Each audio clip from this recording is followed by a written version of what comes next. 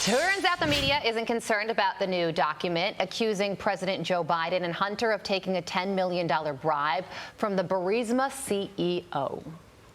Democrats would be quick to point out that that's not what this document does. And frankly, in reading it, there are even some things that could be lost in translation between the Russian that was being spoken by this informant. Republicans are going to point to this continuously as a clear sign of wrongdoing or potential wrongdoing and use it to continue to bolster these investigations that we saw them do earlier this week with IRS so-called whistleblowers. So-called.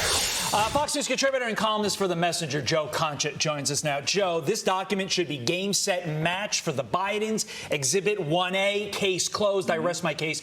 Take it wherever you want. Yet some of the media are calling this lost in translation. I love the so-called whistleblowers part, right? Horrible. As if they are not credible. These two gentlemen that came forth this week, which they bought receipts, and they were highly credible, Todd. Look, I want to be quick because we want to get to Gary LaVox, right? The great Gary LaVox on Fox and Friends All-American Weekend coming up soon. I can't wait for that. What always got my attention regarding Joe Biden is how does he afford a nearly $3 million house on the beach in Delaware? Houses on the beach, whether it's New Jersey, Delaware, where you pick a beach, it's a lot of money, right? And as a senator and as a vice president, he didn't make a lot of money. He didn't do like the big speeches like the Clintons did, for example. So in 2017, he purchased that house in Rehoboth, Delaware, for nearly $3 million. Suddenly that money came in. Where did it come from? And then you hear these whistleblowers, not so-called, actual whistleblowers this week, talk about all the money that went to Hunter Biden and how the 10% went to the big guy and Joe Biden is the big guy, and all that money just happened to come in right when he bought this house. I mean, that's the easy connection here, right? You also have these 51 former intelligence officers in 2016, right before that election, in 2020, excuse me, talking about how that laptop was Russian disinformation. Yet they didn't see the laptop. They didn't examine it in any way, shape, or form. It's like a coroner that declares a cause of death without seeing the body, right? And many of these intelligence officers went on to work for CNN and MSNBC, and you can't tell them from Rachel Maddow or Keith Olbermann because they're so partisan at this point. So a lot of smoke here, but a lot of fire as well. And CNN, ABC, NBC, all these places either ignored the story or dismissed it like the way we just heard, and it's not going away. It's only going to get worse. And follow the money. The whistleblower said during his congressional testimony this week that all in, the Bidens made $17 million from foreign sources. Yeah.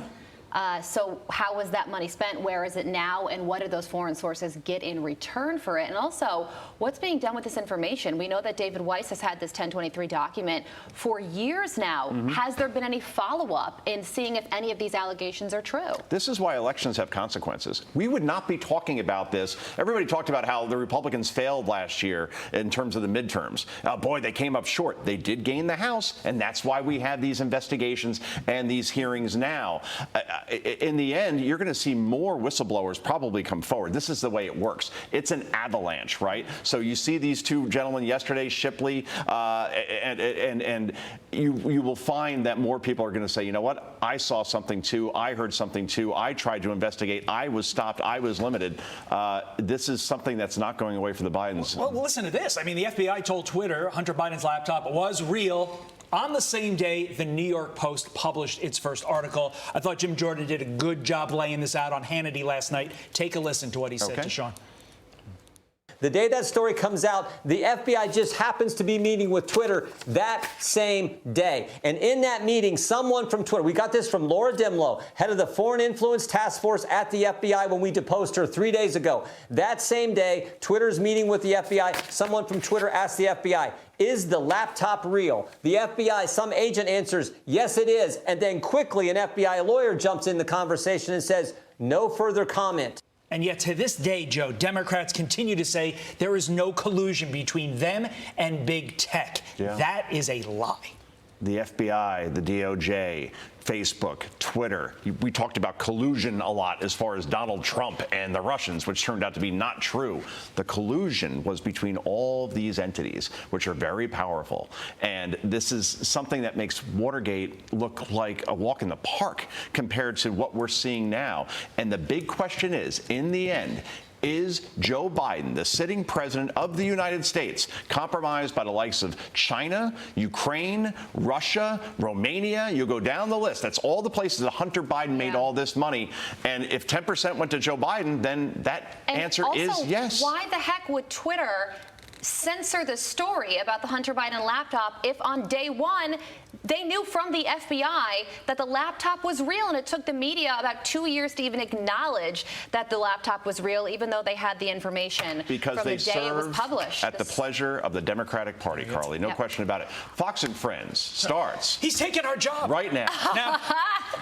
I'm Steve Doocy. I'm Brian Kilmeade. And I'm Ainsley Earhart. And click here to subscribe to the Fox News YouTube page to catch our hottest interviews and most compelling analysis.